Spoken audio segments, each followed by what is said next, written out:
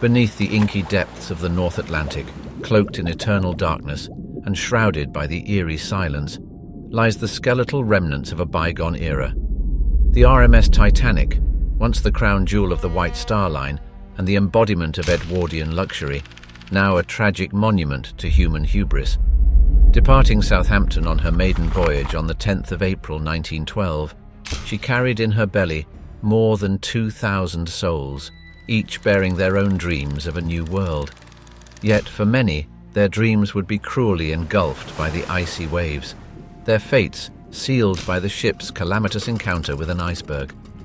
Picture yourself as a third-class passenger, like the ill-fated Irish emigrant Margaret Rice and her 5 young sons, or the 19-year-old Swedish woman Augusta Charlotta Lindblom.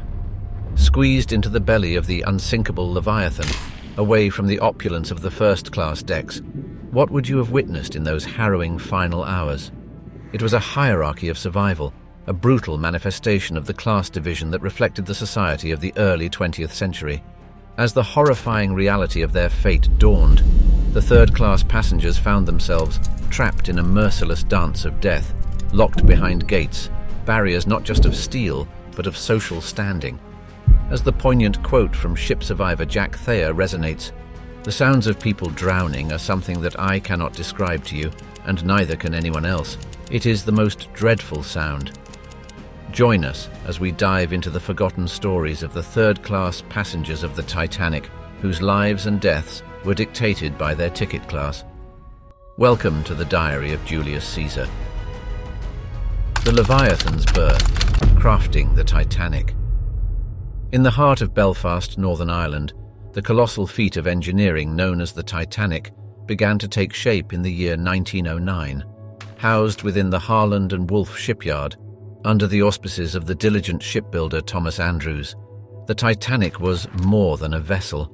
It was a testament to mankind's undying pursuit of grandeur. Anecdotes about the Titanic's construction swirl around like whispers on the sea breeze. One such tale is the riveting account of the 1 million rivets. A band of dedicated workers, often referred to humorously as the Rivet Gang, heated and hammered in the vicinity of 3 million rivets, the tiny steel pins that held Titanic's steel plates together. These unsung heroes bore the physical brunt of the ship's creation, their labor echoing with every strike that melded the ship's structure. The keel-laying ceremony, often considered the birth of a ship, took place on the 31st of March, 1909. From there, the ship began to rise, quite literally, with a gantry erected around her. This mammoth structure, a whopping 228 feet high, housed the emerging hull of the Titanic. It was in this shipbuilding cocoon that the Titanic took her first breath. Innovations galore punctuated the Titanic's construction, with a double-bottomed hull for enhanced sturdiness, 16 watertight compartments for increased safety, and an extensive electrical system that powered everything from elevators to heaters. Titanic was the epitome of turn-of-the-century advancements, and the Marconi wireless telegraph system on board stands as a prime example. This early radio communication device was like the social media of its era, connecting passengers with the world even amidst the vastness of the Atlantic. Despite the impressive safety measures, a touch of irony loomed over the construction. For all its state-of-the-art compartments designed to prevent the ship from sinking, the Titanic was severely under-equipped when it came to lifeboats. A decision made in the name of aesthetics over practicality, this would later prove to be a chillingly tragic oversight. The Titanic was the second of 3 Olympic-class liners commissioned by the White Star Line, an iconic shipping company helmed by the astute J. Bruce Ismay. Ismay was determined to outshine their chief rival, Cunard Line, who boasted 2 record-breaking liners, the Lusitania and the Mauretania. The White Star Line chose to pursue luxury and size over speed, aiming to provide the most opulent transatlantic voyage possible. This decision forever engraved the Titanic's name into the annals of maritime history. During her construction, Titanic was often referred to as Ship 401, a seemingly mundane tag for such an illustrious vessel. The name Titanic was only bestowed upon her when she was ready to meet the world. This was done during a simple yet solemn launch ceremony on May 31st, 1911. Contrary to common ship launching traditions, there was no grand christening with a bottle of champagne. The White Star Line had long abandoned this practice, adding to the ship's aura of uniqueness. And so, over the span of approximately 2 years, Ship 401 metamorphosed into the Titanic, an emblem of the age's relentless ambition. No one could have envisioned then the tragic destiny this titan of the seas was to meet. The seeds of her journey were sown in the echo of rivet hammers and the shadows of towering gantries, etching an indelible mark on the pages of maritime lore. Elysium at sea, the unrivaled opulence of the Titanic. In the golden age of ocean liners, the Titanic was the paragon of luxury, representing an almost ethereal realm of splendor reserved for its first-class passengers. This magnificent floating palace was an unprecedented spectacle, a world teeming with grandeur that outshone the most illustrious hotels of the time. As guests stepped onto the ship in April 1912, they were greeted by the awe-inspiring grand staircase, the beating heart of the Titanic's palatial ensemble. This architectural marvel was made from the finest oak, its polished surface reflecting the gleam of the ornate glass dome above.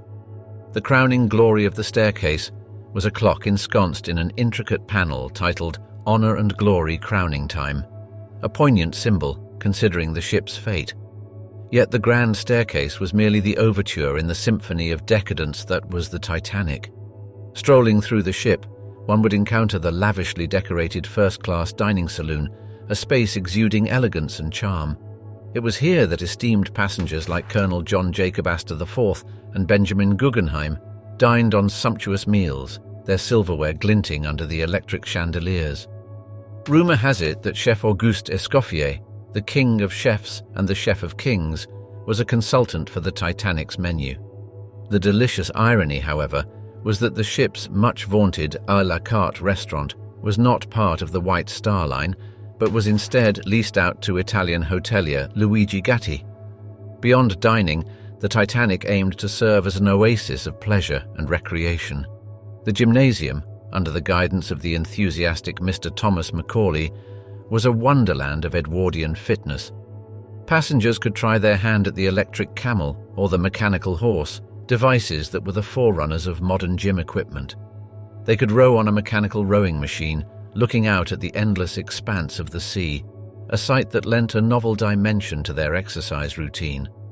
For those seeking intellectual pursuits, the ship boasted a well-stocked library, while those with more social inclinations could enjoy the Café Parisien or the smoking room, locales that mimicked popular social spots of the time. The Café Parisien in particular was an inviting sunlit space with trellises and ivy, offering the illusion of a sidewalk cafe in the heart of Paris. No amenity on the Titanic was without its touch of intrigue. One such was the Turkish bath, an exotic offering in an era where international travel was a privilege for the few. Here, guests could luxuriate in steamy heat, followed by a dip in a plunge pool filled with salt water pumped directly from the frigid Atlantic Ocean. This bathing ritual, a novelty for many, was overseen by Madame Aubard, a lady known for her invigorating massages. The Titanic, in all her grandeur, was more than a ship. She was a floating microcosm of the Edwardian elite's lifestyle, a haven of pleasure, comfort, and opulence.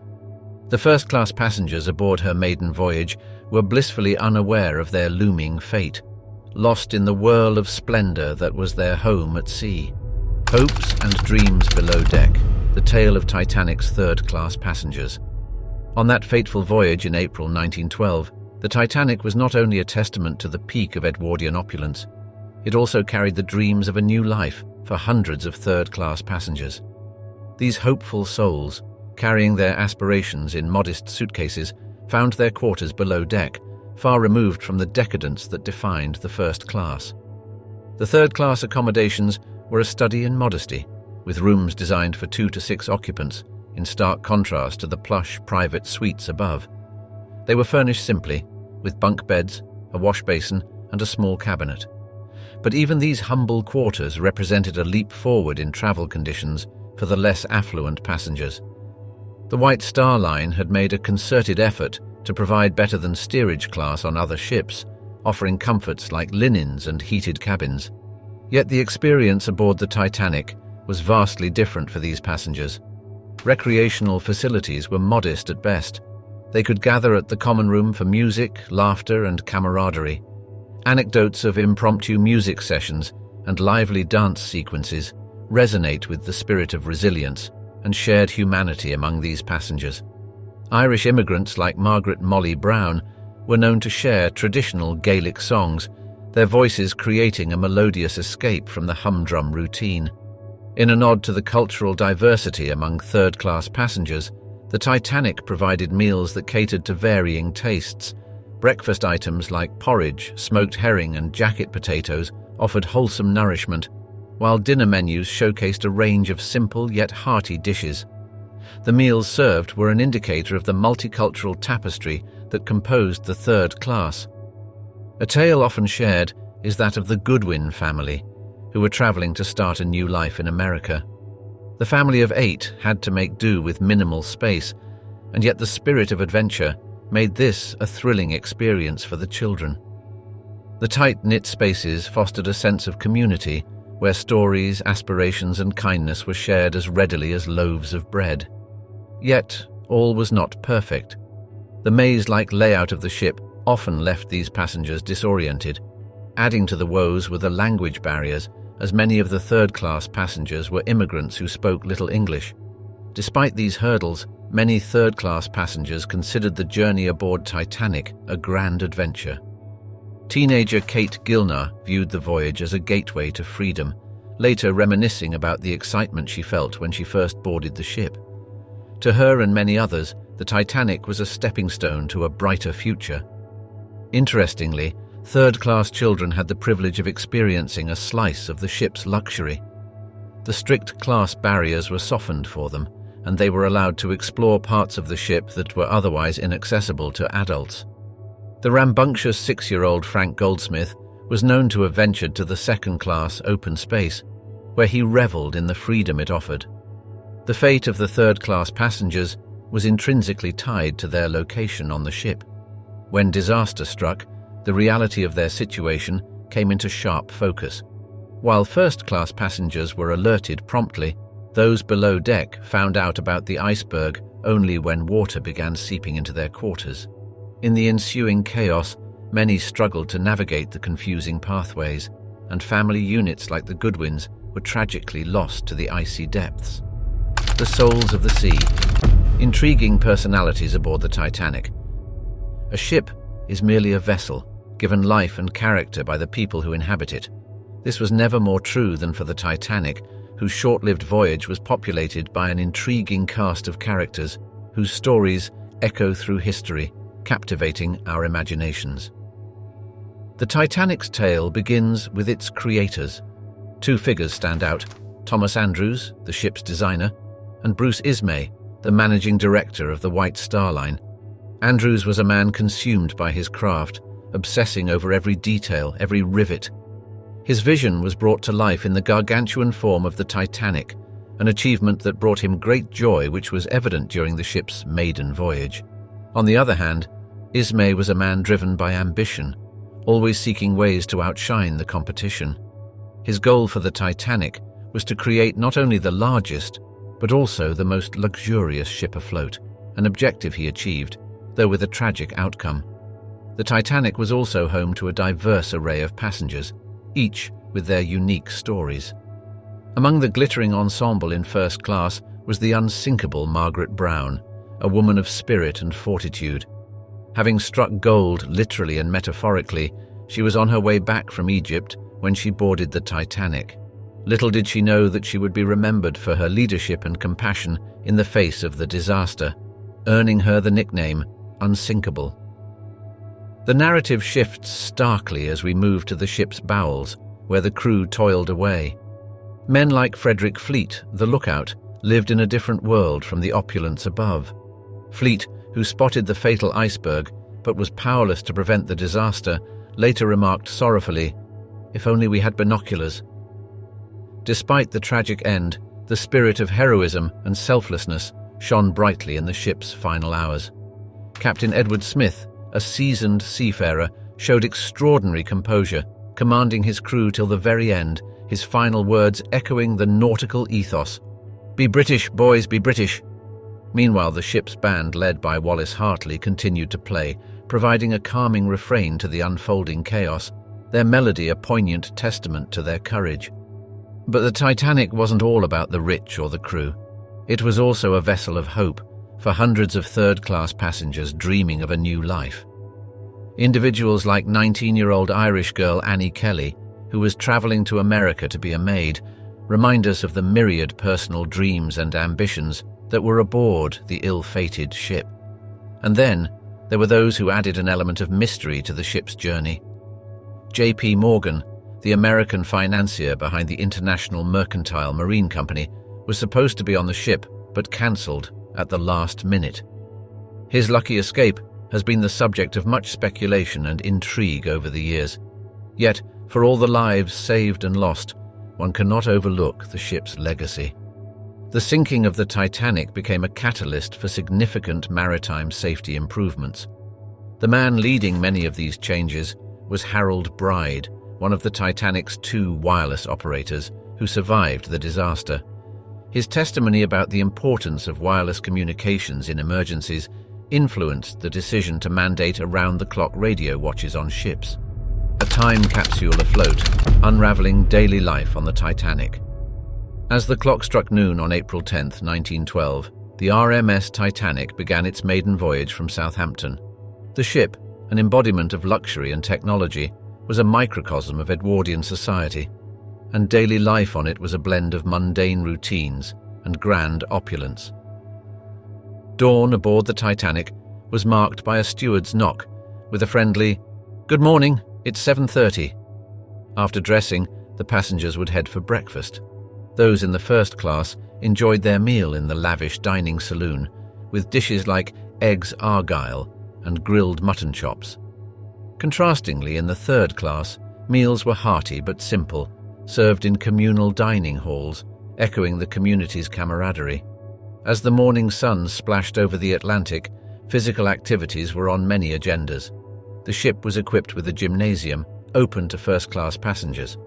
The facility, run by instructor Thomas Macaulay, boasted cutting-edge equipment like rowing machines and an electric camel, a mechanical exercise device designed to imitate camel riding. First-class women could partake in exercise, albeit only from 9 to 12 in the morning, a testament to the period's gender norms. Post-lunch, the decks buzzed with life. Ladies, clad in their finest, would stroll on the promenade, while gentlemen often engaged in conversations over cigars. Card games like bridge and whist were popular, while some read books from the ship's library. Afternoons also held the prospect of engaging music recitals, with the ship's orchestra performing in the first-class lounge. As the sun began its descent, dressing for dinner became an event in itself, particularly among the first-class passengers. Gowns, jewels, tuxedos, and tails were the norm. The dining saloon was a spectacle, the tinkling of crystal and silverware echoing under the electric chandeliers. A 10-course meal, artfully crafted by Chef Charles Proctor and his team, was the highlight of the day. While the first class dined in style, the reality was different for third-class passengers. They ate in dining rooms that were plain but comfortable, yet they too had moments of joy, often gathering for music and dancing in their communal areas. Children scampered around, their laughter a delightful contrast to the ship's imposing grandeur. Post-dinner, the ship transformed into an entertainment hub. First-class passengers could retire to the lounge or smoking room, savouring port or cognac, while the Café Parisien offered a cosier ambiance with its trellis decorations and potted plants. Meanwhile, the orchestra filled the evening with melodies, their tunes seeping through the decks and corridors. A fascinating anecdote involves Lawrence Beasley, a second-class passenger who retired to his cabin to read each night. He later revealed that on the fateful night, he had planned to enjoy a Turkish bath before bed, a routine change that eventually led him to witness the iceberg collision. As the moon watched over, most passengers would retreat to their cabins, marking the end of another day. But for the crew, work continued, maintaining the ship's operations and ensuring passenger comfort. In the arms of the Atlantic, the Titanic's tryst with destiny. As the clock struck 11:40 p.m. on the clear, moonless night of April 14, 1912, the RMS Titanic, proudly cutting through the icy waters of the North Atlantic, was living up to her reputation as the unsinkable ship. Yet, an impending disaster was about to challenge this notion, turning the vessel's first voyage into its last. On this fateful night, lookouts Frederick Fleet and Reginald Lee were stationed in the crow's nest. Suddenly, they spotted a hulking mass ahead, an iceberg, looming ominously from the darkness. Fleet rang the bell thrice and telephoned the bridge with the message, "Iceberg, right ahead." The first officer, William McMaster Murdoch, ordered a hard starboard and full astern in an attempt to steer clear of the berg. But time was not on their side. The Titanic grazed the iceberg and a series of bumps were felt throughout the ship. To the unknowing passenger, it might have seemed like a minor inconvenience, but as we know now, it was anything but. The iceberg had struck the ship's starboard side, buckling the hull plates and opening a series of gashes that extended to a length of about 300 feet.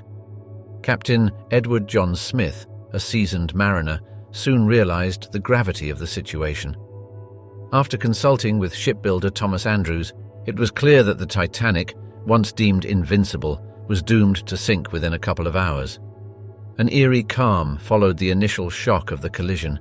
As distress signals were fired into the night sky, and wireless operators Jack Phillips and Harold Bride sent frantic SOS messages over the radio, the reality started to creep in. The Titanic was sinking. Lifeboats, tragically too few for the 2,200 souls aboard, were being launched. Confusion ensued. Women and children first, an unwritten maritime rule, was interpreted differently by the officers. While some allowed only women and children, others let men board if there were no women or children nearby. The first lifeboat launched, Lifeboat 7, had a capacity of 65, but left with just 28 on board. Amid the chaos, the ship's orchestra, led by Wallace Hartley, continued to play, hoping to soothe the passengers with their melodies. "Nearer, My God, to Thee" was reported to be their last song, a melancholic lullaby for a dying ship. A curiosity is worth mentioning here. Charles Juin, the ship's chief baker, remarkably survived the freezing waters. He attributed his survival to the substantial quantity of whiskey he had consumed, which kept him warm and afloat until he found a lifeboat. After 2 hours and 40 minutes, at 2:20 a.m. on April 15th, the Titanic, once a marvel of human ingenuity, slipped beneath the surface of the Atlantic. As the ship's lights flickered one last time, a haunting silence fell over the sea. The Unsinkable had succumbed to the Atlantic's icy grasp, leaving behind a night of terror and a legacy that would never fade. A stirring reminder of nature's might against human ambition, and a symbol of a bygone era's opulence and vulnerability. A race against time, the heart-wrenching struggle of lifeboats on the Titanic. In the frosty clutches of the Atlantic night on April 15, 1912, the decks of the Titanic were fraught with fear, despair, and the stirring cacophony of hundreds of voices. The magnificent ship, now marred by a colossal iceberg, was progressively sinking. Amidst the terror, the few lifeboats on board the Titanic emerged as islands of hope for the desperate passengers. Though the Titanic exceeded the legal requirements of the era, its lifeboats were severely inadequate for the number of souls aboard. The ship had a carrying capacity of about 3,500, but its 20 lifeboats could save a mere 1,178. This shortfall, however, was not an oversight, but the result of a deliberate decision by the White Star Line's managing director, J. Bruce Ismay, and the ship's designer, Thomas Andrews. They felt that an excess of lifeboats would clutter the deck and compromise the ship's aesthetic. The cruel irony lay in the fact that Titanic had the capacity to house 48 lifeboats. The evacuation process that followed was as chaotic as it was heartbreaking. The Women and Children First protocol came into force, but its implementation varied. While some officers adhered strictly to it, others permitted men to board if women and children were not in immediate proximity. Notably, First Officer William Murdoch and Second Officer Charles Lightoller, interpreting the protocol differently, created confusion among the crew and passengers. The first lifeboat to launch, Lifeboat 7, could carry 65, but held just 28. Later, Lifeboat 1, designed to hold 40, departed with only 12 people on board, including Ismay himself. This incident sparked a controversy that haunted Ismay long after the Titanic's demise. Anecdotes from the lifeboats weave a tapestry of human emotions, bravery, and despair. In Lifeboat 6, Quartermaster Robert Hitchens steered while Molly Brown, a first-class passenger and activist, encouraged the women to row and keep warm. Their journey to rescue was fraught with arguments and tension, with Hykins insisting they not return for survivors in the water for fear of being swamped. Lifeboat 14, under the command of 5th Officer Harold Lowe, carried about 70 passengers. Lowe, displaying exceptional courage, transferred his passengers to other boats and returned to the wreckage to pick up survivors, one of the few boats to do so. They managed to rescue 4 men, one of whom, sadly, passed away on the boat. Perhaps the most poignant is the tale of collapsible Lifeboat D. Officer Lightoller famously pushed this boat off the ship as the waters were engulfing the deck. About 20 people clambered onto it, clinging to hope amidst the icy waves. As dawn approached and the RMS Carpathia arrived, the survivors in lifeboats were rescued. However, the events of the night, the lifeboats' tales, and the echoes of those they couldn't save were forever etched into the annals of maritime history. Echoes from the Atlantic, heartrending accounts of Titanic's survivors. In the chilling pre-dawn of April 15, 1912, amidst the Atlantic's icy embrace, the Titanic succumbed to its watery fate. In the aftermath of the unprecedented maritime catastrophe, the voices of survivors echoed, spinning tales of horror, hope, and the human spirit. One such voice was that of Violet Jessop, a stewardess with the White Star Line. A survival veteran, Jessop had lived through the collision of the Olympic, the Titanic's sister ship, with a British warship in 1911. As the Titanic started its descent, Jessop, calm and composed, was handed a baby to look after in Lifeboat 16. She later humorously recounted in her memoirs how, upon rescue by the Carpathia, a woman snatched the baby, merely saying, "I am its mother." Jessop's ordeal didn't end with the Titanic. In a twisted turn of fate, she survived yet another sinking during the First World War on board the Britannic, the Titanic's other sister ship. J. Bruce Ismay, the managing director of the White Star Line, was aboard the infamous Lifeboat 1 when the Titanic went down. A figure of controversy, Ismay was vilified by the press and the public for saving himself while many perished. Though he testified at both American and British inquiries, his reputation was indelibly tarnished. He lived the rest of his life in relative obscurity, forever marked by the tragedy. On a more uplifting note, one may recall the narrative of the unsinkable Molly Brown, the ever-resilient first-class passenger.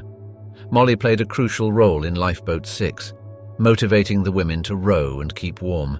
Later, on the Carpathia, she organized a survivors committee, providing practical aid and emotional support to the rescued. Her indomitable spirit and actions post-disaster earned her an endearing place in the history of the Titanic. Young Ruth Becker, just 12 years old at the time, found herself separated from her family in the frenzy. She ended up in Lifeboat 13, watching helplessly as her mother and younger siblings were lowered in another boat. She recounted how the searing images of the ship sinking, the agonizing cries for help, and the utter silence that followed haunted her for years. Ruth, however, was not one to wallow in misery. She moved on to live a fulfilling life, working as a teacher in Massachusetts.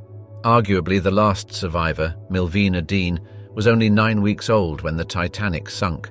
Her father perished in the disaster, but she, her brother, and her mother survived.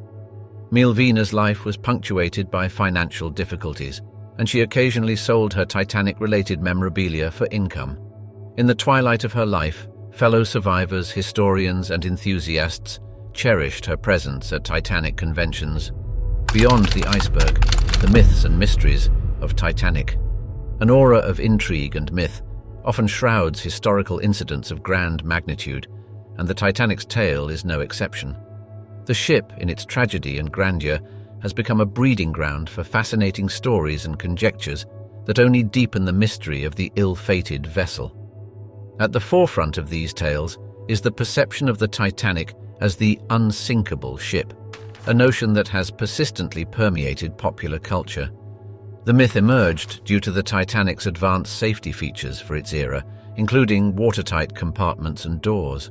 This unsinkable reputation was further perpetuated by some sections of the press and the White Star Line's promotional materials. However, it's important to clarify that the exact phrase, "the ship that God himself couldn't sink," often attributed to a crew member, is likely a product of subsequent sensationalist reporting.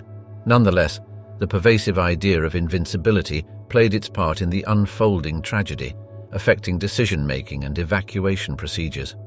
Another enduring legend revolves around the mummy of Princess Amun-Ra. This Egyptian artifact was supposedly transported aboard the Titanic, and its curse was believed to have caused the disaster. While intriguing, no documented evidence supports the presence of such an artifact on the passenger manifest. This myth emerged from the public's fascination with Egyptology at the time, coupled with the human tendency to attribute unexplained disasters to supernatural causes. The tale of William T. Stead is another curious case.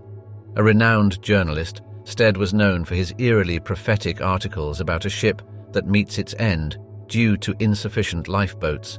Stead himself perished in the Titanic disaster. His previous writings, combined with reported sightings of his ghost on the rescue ship Carpathia, created a tantalizing legend. Rumors also swirled around the Titanic's musicians, led by Wallace Hartley. They famously played till the end to calm passengers during the evacuation. Legend has it that their last tune was the hymn "Nearer My God to Thee," a detail disputed among historians. Regardless, their bravery has cemented their place in the ship's lore. The tale of the lucky or unlucky key adds another layer to the Titanic's myths. Second Officer David Blair was removed from the crew at the last moment, inadvertently taking with him the key to the crow's nest locker.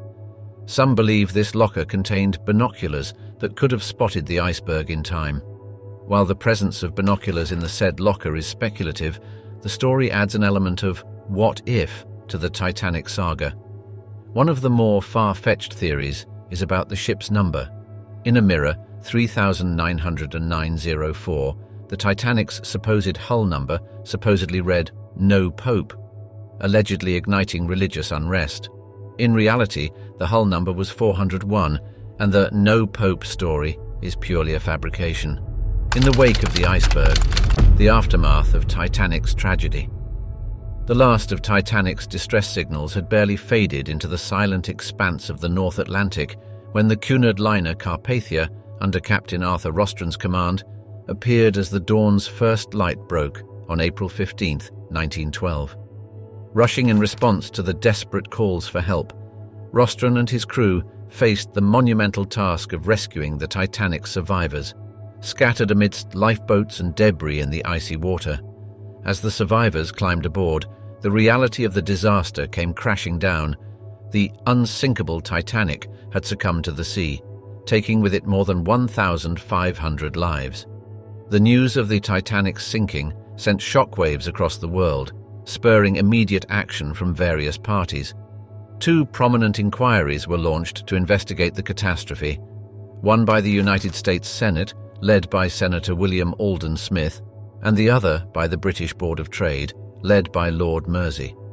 Both investigations, conducted through 1912, shared a common goal: to unveil the reasons behind the disaster and ensure no such tragedy recurred.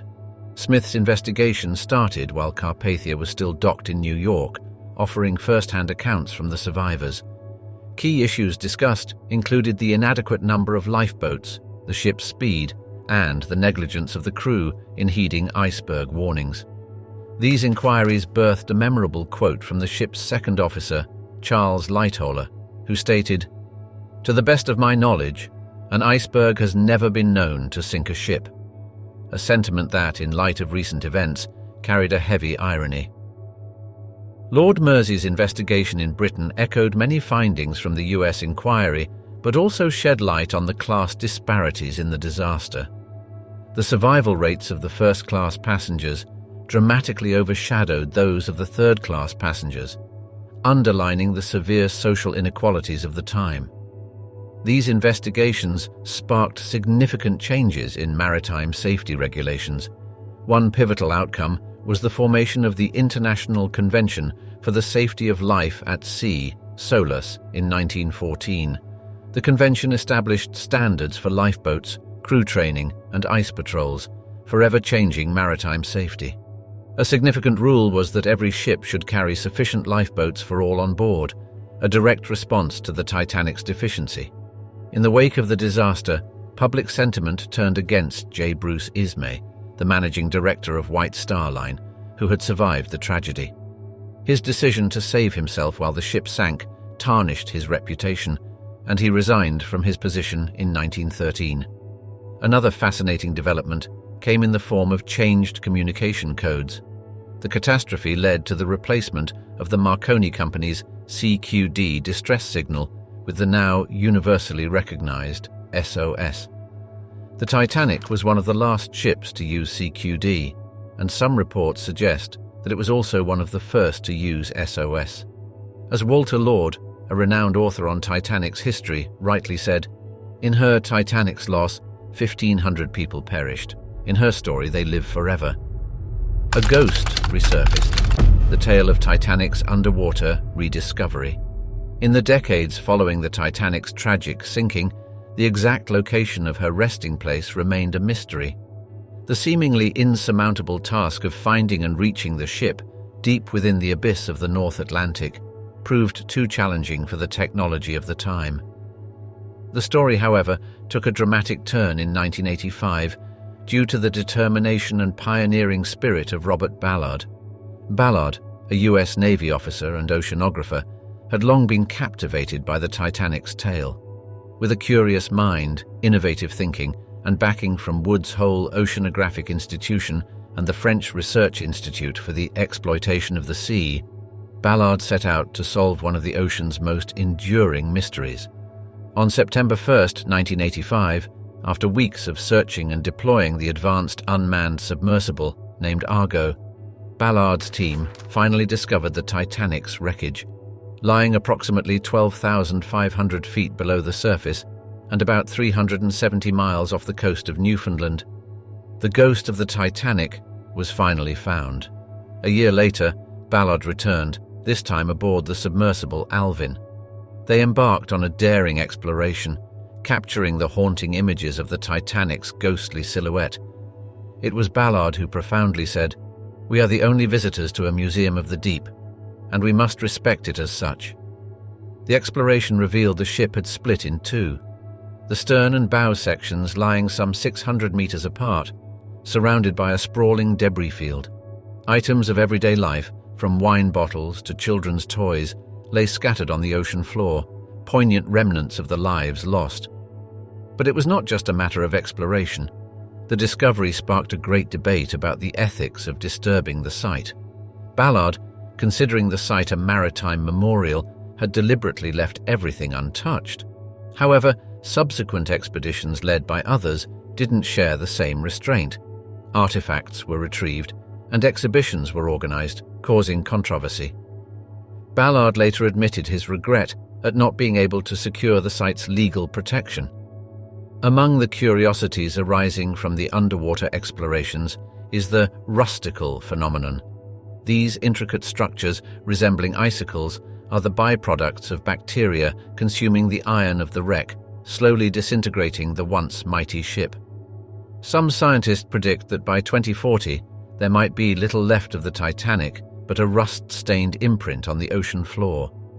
Despite its decaying state, the Titanic continues to captivate explorers and researchers. In 2019, divers made a daring expedition back to the Titanic's wreck.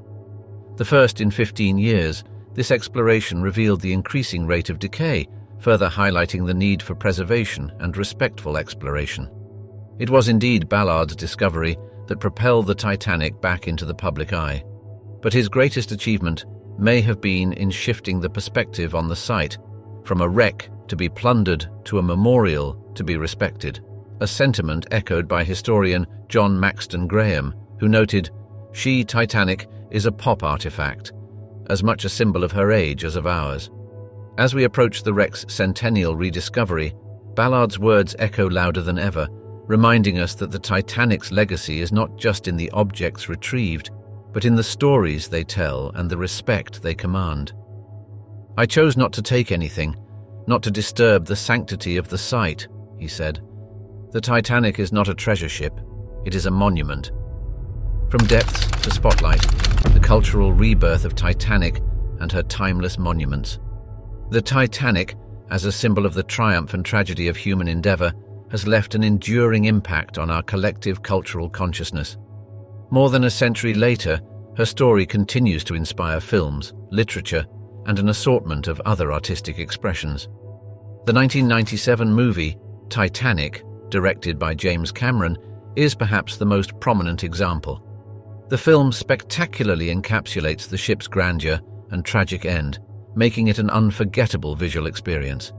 With a poignant narrative and the classic line, "I'm the king of the world," the film struck a chord with audiences worldwide, becoming a testament to the ship's enduring cultural significance. But cinema isn't the only realm where the Titanic's tale has found a home. The disaster has been immortalized in literature, with countless books such as A Night to Remember by Walter Lord, which meticulously chronicles the ship's final hours. Even music wasn't left untouched. Gordon Lightfoot's ballad, The Wreck of the Edmund Fitzgerald, resonates with echoes of the Titanic tragedy, cementing its place in our shared cultural narrative. The allure of the Titanic has also shaped the landscapes of several cities around the world, as seen in the numerous memorials and museums. One of the most significant is the Titanic Belfast, located on the very grounds where the ship was built. Opened in 2012 to mark the Titanic's centenary, it provides a comprehensive overview of the ship, from its conception to its lasting impact. The museum's stunning architecture, replicating the ship's hull and its Titanic slipways, are a testament to the city's pride and remembrance. On the other side of the Atlantic, in the ship's final port of call, is the Titanic Museum attraction in Pigeon Forge, Tennessee. Here, visitors are given boarding passes with the names of actual passengers and crew, making the experience personal and poignant. Artifacts on display provide a tangible connection to those aboard the ill-fated vessel. Meanwhile, the Sea City Museum in Southampton, where most of the Titanic's crew hailed from, tells the story of the city's heartrending loss.